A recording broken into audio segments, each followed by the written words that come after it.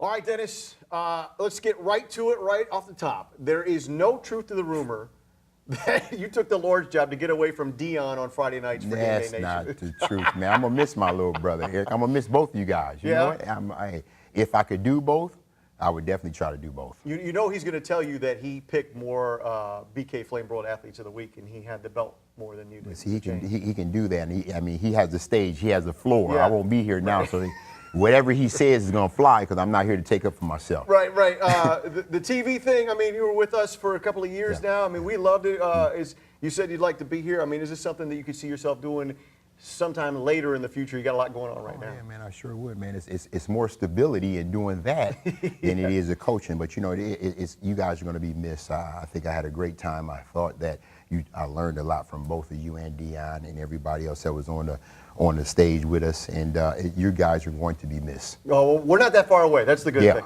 Okay, so let's get to it. So the Lord's thing pops up, and the opening was there, and it wasn't even on your radar initially, was it? It was not on my radar, I have to say. But you know what? Coaching is always something that's been a passion of mine.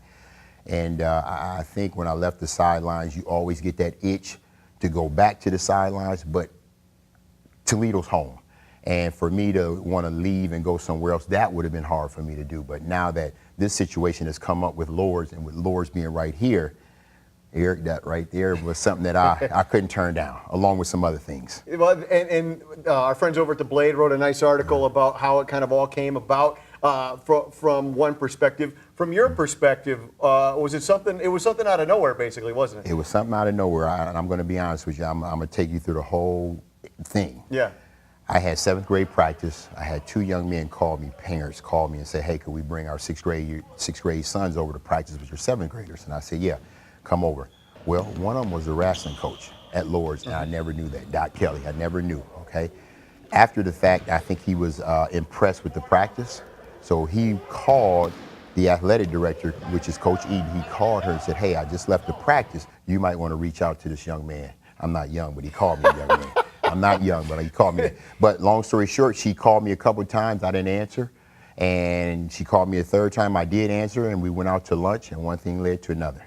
So you go to lunch. So you're just coaching AAU kids. You've been working with youth here for so long. And she says, hey, you want to go to lunch? You go to lunch. And your mind is what? What are they going to do to me? What are they going to tell me? Well, yeah, that was my mind. I mean, I knew she was going to come with something. I just didn't know what she was going to come with. But after we sat down, and it was my 54th birthday. Happy birthday. April 22nd. Belated. Thank you. All right. But after we sat down, she was so passionate. She was so energetic, and her vision for where she wants to see the sporting programs go in the future was just, it was great, man. I don't think I've ever been attacked like that before. I mean, really, she attacked me and was like, no, basically, you're going to take this job. Yeah.